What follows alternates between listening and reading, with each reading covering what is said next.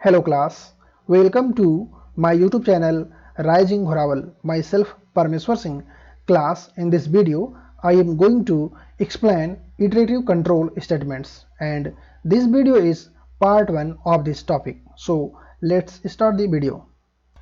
Programme के execution का default flow top to bottom होता है। मीन्स यदि आपके प्रोग्राम में टोटल 6 लाइन्स हैं तो पहले लाइन 1 एग्जीक्यूट होगी, फिर लाइन 2 एग्जीक्यूट होगी, फिर लाइन 3, फिर लाइन 4, फिर लाइन 5 और लास्ट में लाइन 6 एग्जीक्यूट होगी। मीन्स जैसे ही प्रोग्राम का एग्जीक्यूशन स्टार्ट होगा, प्रोसेसर का कंट्रोल पहले लाइन 1 पर होगा, फिर लाइन 2 पर होगा, फिर लाइन 3 पर होगा, फिर लाइन 4 पर, फिर लाइन 5 पर और लास्ट में लाइन 6 पर होगा। प्रोग्राम एग्जीक्यूशन के इसी डिफ़ॉल्ट फ्लो को चेंज करने के लिए कंट्रोल स्टेटमेंट्स का यूज करते हैं। कंट्रोल स्टेटमेंट्स 2 टाइप्स के होते हैं, कंडीशनल कंट्रोल स्टेटमेंट्स और इटरेटिव कंट्रोल स्टेटमेंट्स। यदि आप चाहते हैं कि प्रोग्राम की एक या एक से अधिक लाइन किसी स्पेसिफिक कंडीशन के ट्रू होने पर एग्जीक्यूट हो और किसी स्पेसिफिक कंडीशन के फॉल्स होने पर एग्जीक्यूट ना हो, तो ऐसी सिचुएशन में आप कंडीशनल कंट्रोल स्टेटमेंट्स का यूज करेंगे। और यदि आप चाहते हैं कि प्रोग्राम की एक या एक से अधिक लाइन बार बार एग्जीक्यूट हो या फिर स्पेसिफिक नंबर ऑफ टाइम्स तक एग्जीक्यूट हो, तो ऐसी सिचुएशन में आप इटरेटिव कंट्रोल स्टेटमेंट्स का यूज करेंगे। कंडीशनल कंट्रोल स्टेटमेंट्स को मैं अपने प्रीवियस वीडियोस में एक्सप्लेन कर चुका हूं और इस वीडियो में मैं इटरेटिव कंट्रोल स्टेटमेंट्स को एक्सप्लेन करूंगा। इटरेटिव कंट्रोल स्टेटमेंट्स पाइथन में 2 इटरेटिव कंट्रोल स्टेटमेंट्स हैं। पहला है फॉर लूप और दूसरा है व्हाइल लूप। फॉर लूप को काउंटिंग लूप भी कहते हैं और व्हाइल लूप को कंडीशनल लूप भी कहते हैं। इस वीडियो में फिलहाल मैं केवल फॉर लूप को एक्सप्लेन करूंगा। फॉर लूप, ये है फॉर लूप का सिंटैक्स। मीन्स आपको फॉर लूप को इस तरह से राइट करना होता है, जिसमें आपको राइट करना है फॉर, फिर वेरिएबल, फिर आपको इन ऑपरेटर राइट करना है, फिर आपको यहाँ पर कोई भी सीक्वेंस राइट करना है, फिर लास्ट में आपको कोलन यूज करना है और इसके बाद आपको उन स्टेटमेंट्स को राइट करना है जिन्हें आप रिपीट करना चाहते हैं। यहाँ पर फॉर कीवर्ड है जो फॉर लूप के लिए यूज किया जाता है और वेरिएबल, कोई भी आपको जनरल वेरिएबल यहाँ पर राइट करना है। ओके, और इन मेंबरशिप ऑपरेटर है। ओके, और सीक्वेंस क्या है? सीक्वेंस में आपका स्ट्रिंग, लिस्ट, टपल, डिक्शनरी और सेट्स आते हैं। ओके, देखिए पहले मेंबरशिप ऑपरेटर। मेंबरशिप ऑपरेटर यह चेक करता है कि किसी एक लिस्ट में कोई स्पेसिफिक वैल्यू है या नहीं। ओके, मेंबरशिप ऑपरेटर्स 2 टाइप्स के हैं, इन और नॉट इन। देखिए मेंबरशिप ऑपरेटर्स कैसे वर्क करते हैं। जैसे मैं राइट करता हूं 3 इन और कोई लिस्ट में क्रिएट करता हूं। ओके, देखिए यहां पर इन ट्रू रिटर्न करेगा क्योंकि इस लिस्ट में 3 है। ओके, और फिर मैं राइट करता हूं 5 इन और लिस्ट, तो यहां पर ये फॉल्स रिटर्न करेगा क्योंकि इस लिस्ट में 5 नहीं है। ओके, और फिर मैं राइट करता हूं 3 नॉट इन 1 2 3 4, तो यहां पर ये फॉल्स रिटर्न करेगा क्योंकि यहां पर राइट किया गया 3 नॉट इन, कि 3 इसमें नहीं है, जबकि है तो यहां पर क्या होगा? फॉल्स रिटर्न होगा। ओके, और फिर मैं राइट करता हूं 5 नॉट इन। ओके, देखिए यहां पर ट्रू रिटर्न होगा क्योंकि वास्तव में 5 उस लिस्ट में नहीं है। ओके, तो इस तरह से मेंबरशिप ऑपरेटर वर्क करता है। आप इस तरह से भी राइट कर सकते हैं p इन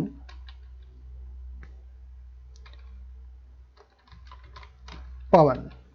ओके, देखिए यहां पर ट्रू रिटर्न करेगा क्योंकि यहां पर p पवन में है। ओके, तो इस तरह से आप समझ सकते हैं कि मेंबरशिप ऑपरेटर कैसे वर्क करता है। अब देखिए sequences in Python. Means for loop के साथ में सीक्वेंस के स्थान पर आप इन्हें राइट कर सकते हैं। कोई स्ट्रिंग राइट कर सकते हैं, कोई लिस्ट या कोई टपल, कोई डिक्शनरी या कोई सेट आप राइट कर सकते हैं सीक्वेंस के स्थान पर। ओके, देखिए example file, new file, okay. और यहाँ पर देखिए न्यू फाइल आ चुकी है। इसे अब मैं सेव कर लेता हूँ, सेव।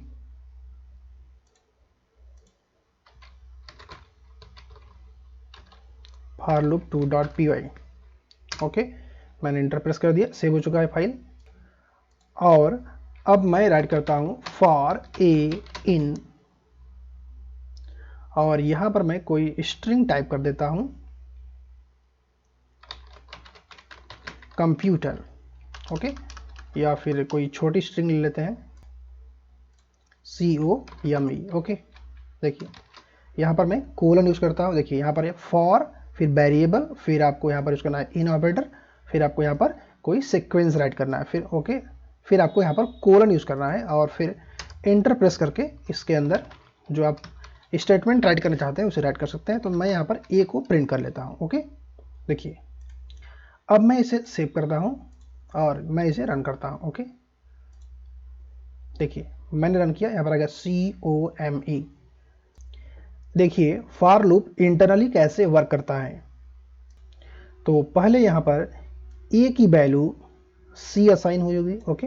देखिए पहले ए जो लाइन है, ए लाइन एग्जीक्यूट होगी, तो यहाँ पर क्या होगा, ए में C असाइन होगा और फिर कंट्रोल इसके अंदर आ जाएगा, फॉर लूप के अंदर आ जाएगा, और फॉर लूप के अंदर जो भी स्टेटमेंट होगा वह स्टेटमेंट एग्जीक्यूट होगा। तो यहाँ पर देखिए लिखा है प्रिंट ए, तो ए की वैल्यू प्रिंट हो जाएगी C, ओके। फिर कंट्रोल यहाँ से फिर इसी लाइन पर ट्रांसफर हो जाएगा, ओके। और फिर क्या होगा, अब ए की वैल्यू हो जाएगी O, ओके।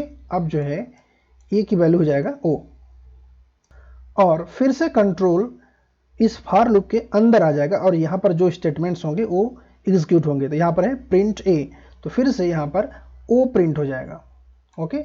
और फिर ए कंट्रोल इस लाइन से फिर से इसी लाइन पर चला जाएगा, और अब ए की वैल्यू हो जाएगी M, ओके। और फिर इसके अंदर कंट्रोल आएगा, तो यहाँ पर स्टेटमेंट है प्रिंट है, तो यहाँ पर प्रिंट ए, तो ए प्रिंट हो जाएगा, तो यहाँ पर क्या प्रिंट हो जाएगा, M, ओके। और फिर से कंट्रोल इसी लाइन में ट्रांसफर होगा, और अब क्या होगा, फिर से ए की वैल्यू चेंज होगी और हो जाएगी ए की वैल्यू E, और फिर से कंट्रोल इस लूप के अंदर आएगा, तो यहाँ पर देखिए प्रिंट स्टेटमेंट है, तो अब यहाँ पर ए प्रिंट होगा, तो यहाँ पर प्रिंट हो जाएगा E, और फिर से कंट्रोल इस लाइन में ट्रांसफर होगा, लेकिन यहाँ पर अब कोई वैल्यूज नहीं है, टोटल 4 वैल्यूज ही थे, तो अब कंट्रोल यहाँ से बाहर आ जाएगा, ओके। तो इस तरह से आप समझ पाए होंगे कि फॉर लूप कैसे वर्क करता है। देखिए मैं यहाँ पर राइट कर देता हूँ प्रिंट थैंक्स, ओके। और अब मैं यहाँ पर जो सीक्वेंस मैंने दी है यहाँ पर मैं चेंज कर देता हूँ, मैं यहाँ पर कोई लिस्ट राइट करता हूँ 1 2 3 4, ओके। और अब मैं इसे रन करता हूँ, मैंने सेव किया। देखिए यहाँ पर आ गया 1 2 3 4, ओके। और लास्ट में थैंक्स प्रिंट हो गया। देखिए लूप कैसे इंटरनली वर्क किया होगा। तो यहाँ पर भी सेम प्रोसेस, ए की पहली वैल्यू 1 होगी और कंट्रोल इसके अंदर आएगा, तो यहाँ पर है प्रिंट ए, तो यहाँ पर 1 प्रिंट हो जाएगा। अब कंट्रोल यहाँ से ट्रांसफर होकर के फिर से इसी लाइन पर जाएगा, और अब यहाँ पर ए की वैल्यू 2 हो जाएगी और कंट्रोल फिर से अंदर आएगा, तो यहाँ पर प्रिंट ए है, तो अब 2 प्रिंट हो जाएगा। फिर से कंट्रोल यहाँ से ट्रांसफर होगा और फिर से इसी लाइन पर जाएगा, और यहाँ पर फिर से ए की वैल्यू चेंज हो जाएगी, 3 हो जाएगी, ओके। और फिर से यहाँ अंदर आएगा कंट्रोल, तो यह स्टेटमेंट एग्जीक्यूट होगा और फिर से यहाँ पर 3 प्रिंट हो जाएगा, ओके। और कंट्रोल फिर ट्रांसफर होगा यहाँ पर, और अब ए की वैल्यू 4 हो जाएगी और यहाँ प्रिंट होगा 4, और कंट्रोल फिर से यहाँ पर ट्रांसफर होगा, और यहाँ पर अब कोई वैल्यूज नहीं है, तो कंट्रोल यहाँ से क्या आ जाएगा, बाहर आ जाएगा। अब बाहर क्या लिखा हुआ है, प्रिंट थैंक्स, ओके। तो जो थैंक्स वाला स्टेटमेंट है यहाँ पर प्रिंट हो जाएगा, थैंक्स, ओके। देखिए यदि मैं यहाँ पर एक और लाइन ऐड कर दूँ तो क्या होगा, प्रिंट a इंटू 2 कर देता हूँ, ओके। देखिए और अब मैं इसे रन करता हूँ, ओके। देखिए यहाँ पर देखिए इस तरह से आउटपुट आ गया है। देखिए पहले 1 आया है और फिर 1 इंटू 2 2 होगा, फिर 2 आया, फिर 2 इंटू 2। ओके, यहाँ पर वैल्यू जो है मिक्स हो गई हैं। इन्हें मैं सेपरेट कर देता हूँ यहाँ से। आपको यदि आप प्रीवियस वीडियोस वॉच किए होंगे तो आपको पता है कि प्रिंट में एक इसका आर्गूमेंट होता है इंड। ओके, तो इसको मैं चेंज कर देता हूँ और उसके आर्गूमेंट में मैं स्पेस दे देता हूँ। ठीक है, तो अब देखिए किस तरह से प्रिंट होगा। अब मैं इसे रन करता हूँ। देखिए इस तरह से वैल्यूज प्रिंट हो रही हैं। ओके, फर्स्ट देखिए 1, फिर 1 इंटू 2, फिर 2, फिर 2 इंटू 2, फिर 3, फिर 3 इंटू 2, फिर 4, फिर 4 इंटू 2। ओके, तो इस तरह से वैल्यूज प्रिंट हो रही हैं। अब देखिए ये इंटरनली कैसे वर्क किया होगा। देखिए जब इस लूप का एग्जीक्यूशन स्टार्ट तो पहले ए की वैल्यू क्या होगी 1। ओके, तो यहाँ पर क्या हो जाएगा 1 प्रिंट हो जाएगा। ओके, और एंड में क्या है स्पेस, तो स्पेस आ जाएगा यहाँ पर। ओके, फिर क्या प्रिंट होगा a इंटू 2, तो क्या आ जाएगा यहाँ पर a की वैल्यू क्या है 1 और इंटू 2 करेंगे क्या आ जाएगा 2 आ जाएगा। ओके, फिर कंट्रोल यहाँ से ट्रांसफर होगा और फिर से इस लाइन के पास जाएगा। अब यहाँ पर 1 की वैल्यू हो जाएगी 2, फिर से कंट्रोल लूप के अंदर आ जाएगा। ओके, तो यहाँ पर ये दोनों स्टेटमेंट है। अब इन दोनों स्टेटमेंट जो फर्स्ट स्टेटमेंट है पहले एग्जीक्यूट होगा, तो यहाँ पर क्या आ जाएगा, यहाँ पर अब a की वैल्यू क्या हो चुकी है 2, तो यहाँ पर आ जाएगा 2 और फिर से एंड में क्या है स्पेस है, तो स्पेस आ जाएगा। ओके, और फिर यहाँ पर क्या है a इंटू 2, तो a की वैल्यू 2 है, तो 2 इंटू 2 क्या हो जाएगा 4, यहाँ पर आ जाएगा 4। ओके, और यहाँ पर देखिए एंड में कुछ नहीं लिखा हुआ है, तो क्या होगा एंटर का वर्क करता है, मीन्स न्यू लाइन आ जाएगा। ओके, तो कर्सर जो है न्यू लाइन पे आ जाएगा ऑटोमेटिकली। और अब क्या होगा कंट्रोल यहाँ से फिर यहाँ ट्रांसफर होगा, फिर से a की वैल्यू चेंज होगी 3 हो जाएगी। ओके, और फिर से यहाँ पर 3 प्रिंट हो जाएगा, इंड स्पेस की वजह से यहाँ पर स्पेस आ जाएगा, और फिर यहाँ पर a इंटू 2 की वजह से यहाँ पर 6 आ जाएगा। ओके, और यहाँ देखिए इंड में कुछ लिखा हुआ नहीं है, तो यहाँ पर डिफ़ॉल्ट से क्या होता है न्यू लाइन, तो कर्सर क्या हो जाएगा फिर से न्यू लाइन पर आ जाएगा। अब कंट्रोल यहाँ से फिर यहाँ ट्रांसफ़र होगा, फिर से a की वैल्यू अब 4 हो जाएगी, तो यहाँ पर फिर से यहाँ पर 4 प्रिंट हो जाएगा, इंड की वजह से स्पेस आ जाएगा, और फिर ए लाइन वर्क करेगी तो यहाँ पर क्या हो जाएगा a इंटू 2, तो 4 इंटू 2 क्या हो जाएगा 8 आ जाएगा, और एंड में कुछ लिखा नहीं है तो कंट्रोल फिर से कर्सर यहाँ पर आ जाएगा। ओके, और फिर से कंट्रोल यहाँ ट्रांसफ़र होगा, अब कोई वैल्यू नहीं है तो कंट्रोल क्या आ जाएगा बाहर आ जाएगा, और बाहर क्या लिखा है थैंक्स, तो यहाँ पर क्या प्रिंट हो जाएगा थैंक्स। ओके, तो फाइनली आप समझ गए होंगे कैसे फॉर लूप वर्क करता है। सीक्वेंस के स्थान पर आप स्ट्रिंग, लिस्ट, टपल, डिक्शनरी या सेट इनमें से किसी का भी यूज कर सकते हैं। ओके, लेकिन देखिए यहाँ पर टोटल आपको इस लूप को 4 टाइम्स तक आपको चलाना था। ओके, तो आपने लिस्ट बना ली 1 2 3 4। ओके, लेकिन यदि इसी लूप को हमें 1000 टाइम तक चलाना हो या 100 टाइम तक चलाना हो, तो क्या आप इसमें कॉमा करके 100 तक की संख्या राइट करेंगे? तो ये क्या होगा काफ़ी टफ और टेडियस वर्क हो जाएगा, काफ़ी भारी भरकम वर्क हो जाएगा, आपको बहुत समय लगेगा ऐसा करने में। तो इसी समस्या से बचने के लिए कि इतना अधिक लिस्ट आपको टाइप न करना पड़े, इसके लिए यूज़ करते हैं रेंज फंक्शन। ओके, तो लिस्ट काफ़ी बड़ी ना हो जाए, आपका वर्कलोड काफ़ी बढ़ ना जाए, इससे बचने के लिए यूज़ करते हैं जनरली फॉर लूप के साथ रेंज फंक्शन का यूज़ करते हैं। ओके, और रेंज फंक्शन का यह देखिए उसका सिंटैक्स है रेंज फंक्शन का। ओके, जिसमें आपको रेंज टाइप करना होता है, फिर आपको लोअर लिमिट टाइप करनी होती है, फिर अपर लिमिट टाइप करनी होती है, फिर आपको यहाँ पर स्टेप वैल्यू लिखना होता है।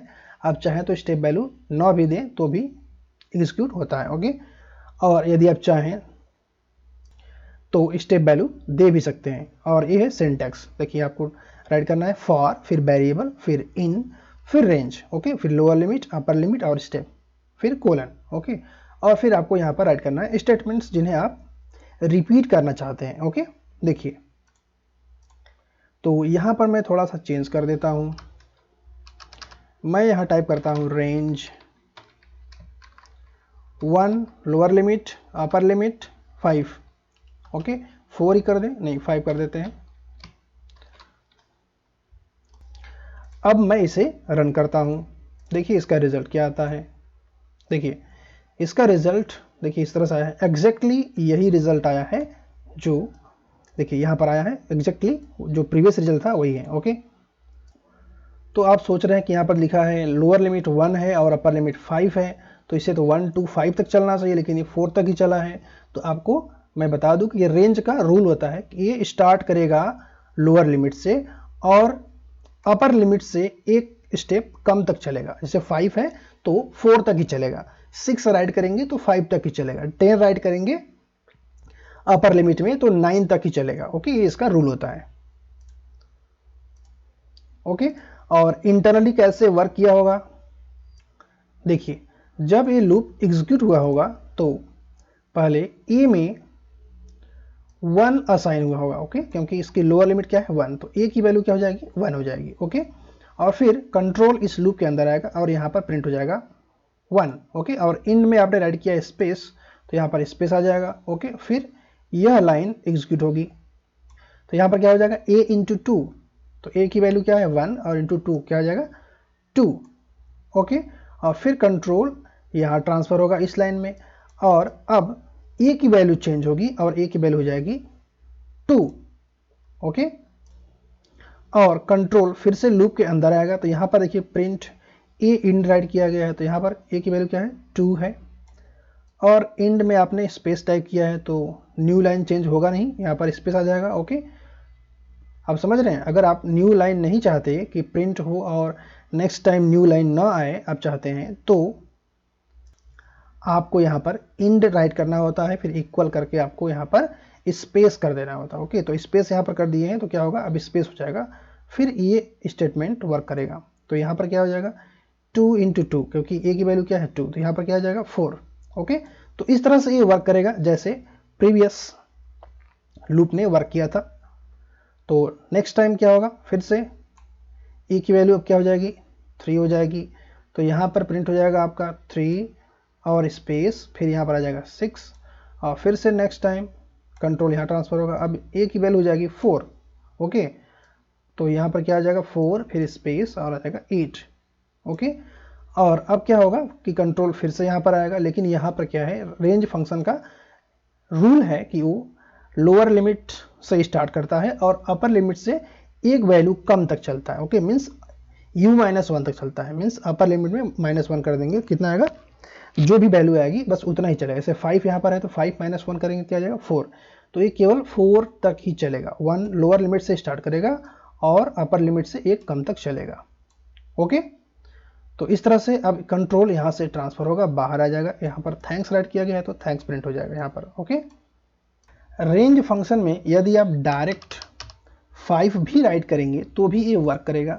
देखिए मैं इसे रन करता हूँ, देखिए इसने वर्क किया, लेकिन अब क्या है वो जो लोअर लिमिट है उसको डिफ़ॉल्ट रूप से 0 ले लेगा। ओके, यदि आप डायरेक्टली केवल एक ही यहाँ पर आर्गुमेंट देते हैं तो इसे 5 को अपर लिमिट मान लेगा और लोअर लिमिट को डिफ़ॉल्ट रूप से 0 रखेगा। ओके, मीन्स 0 से स्टार्ट करेगा। तो इसलिए देखिए यहाँ पर जो इसका आउटपुट है वो कहाँ से आ रहा है 0 से आ रहा है, 0 फिर 1 2 3 4। ओके, देखिए 4 तक आ रहा है, मीन्स जो 5 है अपर लिमिट है तो उससे एक कम तक 4 तक आ रहा है। ओके, तो इस तरह से ये वर्क कर रहा है। और यदि आप चाहते हैं कि आउटपुट थोड़ा सा डिफरेंट तरीके से आए, जैसे 2 4 6 8 इस तरह से आए, तो आप क्या करेंगे कि आप लोअर लिमिट को आपने 2 कर देना है और अपर लिमिट को आप 11 कर दीजिए और स्टेप वैल्यू 2 कर दीजिए। ओके, क्योंकि उसे 2 2 करके आगे बढ़ना है, इसे आप ओके करिए। देखिए अब क्या आ रहा है 2 4 6 8 10। ओके, तो इस तरह से आ रहा है, तो आप समझ गए होंगे। देखिए यहाँ पर लोअर लिमिट क्या है 2 है, अपर लिमिट क्या है 11, तो कहाँ तक चलेगा 11 - 1 मीन्स 10 तक जाएगा। ओके, और 2 स्टेप वैल्यू क्या है 2 मीन्स 2 2 करके आगे बढ़ेगा। ओके, फर्स्ट टाइम e की वैल्यू 2 होगी, सेकेंड टाइम e की वैल्यू क्या हो जाएगी 2 + 2 मीन्स 4 हो जाएगा। ओके, 4 हो जाएगी, इसलिए यहाँ पर देखिए रिजल्ट 4 प्रिंट हो रहा है। ओके, देखिए पहले क्या है 2 है, फिर इसमें 2 ऐड हुआ 4 आ गया, फिर इसमें 2 ऐड हुआ 6 आ गया, फिर इसमें 2 हुआ 8 आ गया, फिर इसमें 2 ऐड हुआ तो 10 आ गया। ओके, बस ये इसकी लिमिट है। ओके, यदि आप चाहें तो यहाँ पर आप रिवर्स ऑर्डर में भी वैल्यू को प्रिंट कर सकते हैं। जैसे मैं राइट करता हूँ 10, ये हो गया इसका लोअर लिमिट, और अपर लिमिट मैं राइट कर देता हूँ 1 और मैं स्टेप में राइट कर देता हूँ -2। तो यहाँ पर जो वैल्यूज़ हैं वो रिवर्स ऑर्डर में आएंगी। ओके, देखिए रिवर्स ऑर्डर में पहले 10, फिर 8, फिर 6, 4, फिर 2। ओके, तो रेंज फंक्शन इस तरह से भी वर्क करता है। आगे के प्रोग्राम्स में आपको ज़्यादातर रेंज फंक्शन का ही यूज़ करना है। ओके, तो आप रेंज फंक्शन को काफ़ी क्लियरली समझ लीजिए। और रेंज फंक्शन में बस यही होता है कि इस तरह से आप चाहें तो स्टेप वैल्यू भी दे सकते हैं। ओके, लोअर लिमिट क्या होती है और अपर लिमिट से 1 कम तक चलता है, जैसे अपर लिमिट 5 होगी तो 4 तक ही चलेगा। ओके, ये इसका रूल होता है। आप इसे रिवर्स ऑर्डर में भी चला सकते हैं। ओके, बट आपको इन वैल्यूज़ को देते समय आपको ध्यान देना होगा कि आप लोअर लिमिट क्या दे रहे हैं, अपर लिमिट क्या दे रहे हैं, और आप जो है कि स्टेप वैल्यू में माइनस दे रहे हैं या नहीं। ओके, तो आपको काफ़ी केयरफुल रहना होगा। यदि आप चाहें, जरूरी नहीं है कि आप इन नंबर्स को ही प्रिंट करें, आप चाहें तो यहाँ पर कोई भी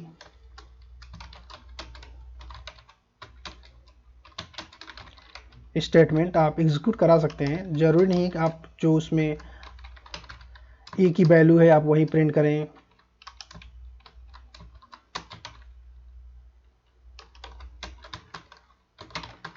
ओके, तो इस तरह से कोई भी स्टेटमेंट आप राइट कर सकते हैं। और वह जो है कि अब ये आपको पता होना चाहिए कि यहाँ पर देखिए, क्योंकि ये जो स्टेटमेंट है ये फॉर के अंदर है, इसलिए आपको यहाँ पर 4 स्पेस के बाद ही आपको राइट करना होगा। ओके, पाइथन का ये रूल होता है। ओके, जो कि मैं आपको प्रीवियस वीडियोज में आपको बता चुका हूँ। ओके, मैं इसे रन करता हूँ। देखिए यहाँ पर आ गया तो 5 टाइम्स तक। ओके, तो यहाँ पर देखिए इसको रिवर्स में चला गया है तो भी ये वर्क करेगा। और 5 टाइम्स तक आपका जो है कि दोनों स्टेटमेंट रन कर रहे हैं और ये देखिए आपका रिजल्ट आ गया है। ओके, तो फाइनली आप समझ चुके हैं कि फॉर लूप किस तरह से वर्क करता है